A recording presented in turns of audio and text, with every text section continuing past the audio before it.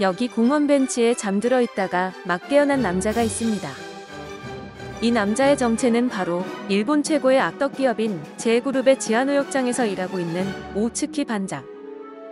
오츠키는 지하노역장과 지상을 연결해주는 유일한 방법인 일일 외출권을 사용해 지금 막 지상으로 외출을 나온 참이었는데요. 과연 그는 무려 하루에 50만 페리카라는 비싼 가격을 지불하고 얻은 소중한 외출 시간을 어떻게 활용하게 될까요? 이 이야기는 지하노역장의 반장인 오츠키가 카이지를 상대로 사기 주사위를 이용해 등쳐먹으려다가 오히려 그에게 개털리기 전 일일 외출권을 이용해 소소하게 행복한 시간들을 가졌던 시절을 그린 이야기입니다.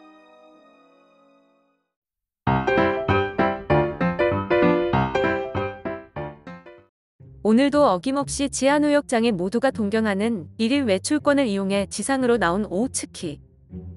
어느 공원의 벤치에서 깨어난 오츠키는 복귀 카운트다운이 시작되자마자 시간에 쫓기며 발악하는 다른 외출권 초심자와는 다르게 오랫동안 베개 대신 놓여있는 잡지를 보고 옷에 보풀하기를 떼는 등 시간을 느긋하게 보내고 있었고, 이 모습을 숨어서 지켜본 제그룹의 검은 양복들은 그의 여유로운 태도에 당황합니다. 간단하게 저녁을 먹고 가성비 좋은 비즈니스 호텔에서 밤을 보낸 오츠키는 다음날 어째서인지 고급 양복을 맞춰 입는데요. 어차피 다시 지하로 돌아갈 운명임에도 이해할 수 없는 행동을 보이는 오츠키를 지켜본 검은 양복은 그가 드레스 코드 제한이 있는 고급 레스토랑에서 식사를 하기 위해 옷을 맞춰 입은 것으로 추측하지만, 오츠키가 점심 식사를 하기 위해 선택한 식당은 유명한 맛집도 아닌 그저 평범한 식당이었습니다. 검은 양복들은 오츠키의 속내가 궁금해 식당까지 따라 들어가게 되는데요. 식당 안에서 오츠키가 주문한 건 안주거리와 맥주. 대낮부터 맥주를 시키는 오츠키를 본 주변의 직장인들은 놀라게 되고, 오츠키는 놀란 그들을 아랑곳하지 않고 시원하게 맥주를 원샷합니다.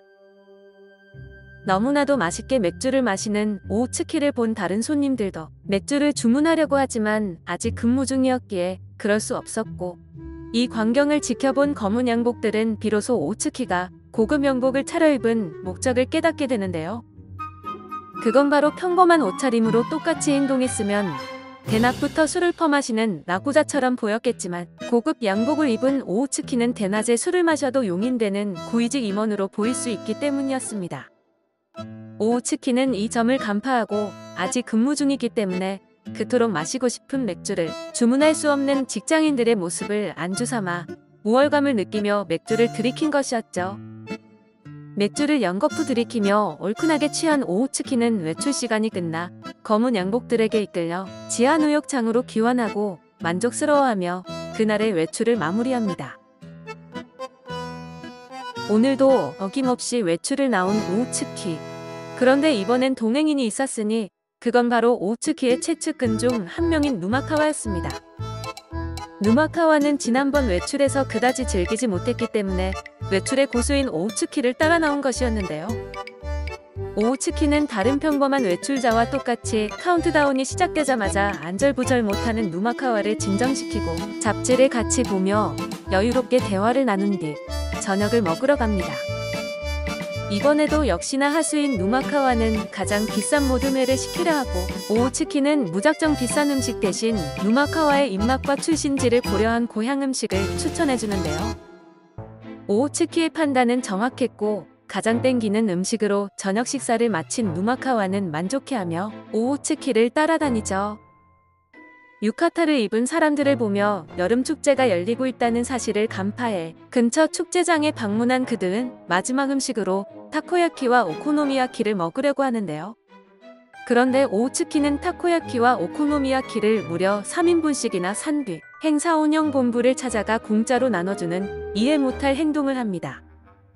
이 모습에 누마카와는 기겁하지만 이건 모두 오츠키의 계획이었으니 뜻밖의 선물에 고마워한 행사 진행요원들은 그에게 술을 권하고, 그 모습을 본 누마카와는 그제서야 오츠키의 의도를 깨닫습니다. 그렇게 오츠키와 누마카와는 행사 진행요원들과 함께 공짜 술을 얻어 마시며 아침까지 즐거운 시간을 가질 수 있었고, 오츠키 매직에 감동한 누마카와는 다음에도 함께 외출하게 해달라고 부탁하게 되죠. 외출을 나온 오우츠키는 우연히 같은 시간에 외출을 한 다른 노동자와 같이 잠에서 깨어납니다. 관상은 과학이라고 한눈에 딱 봐도 외출을 제대로 즐기지 못하는 하수처럼 보이는 노동자를 뒤로한 채 오우츠키는 자신이 미리 점 찍어둔 식당을 찾아가는데요. 놀랍게도 가게 안에는 좀 전에 대면한 그 남자가 있었고 오우츠키는 음식마저 자신과 똑같은 메뉴를 시켜 먹고 있는 이름도 모르는 그에게 묘한 동질감을 느낍니다.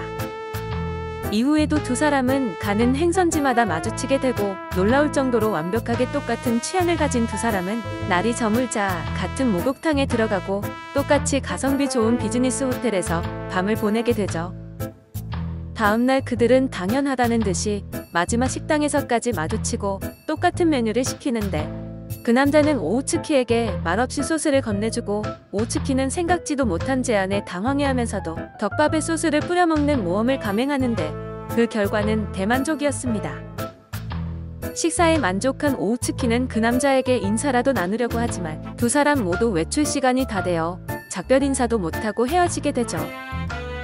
그리고 얼마 뒤 두 사람은 기적적으로 드넓은 지하노역장에서 우연히 스쳐 지나가게 되고 오우츠키는 그 노동자에게 이름을 묻습니다.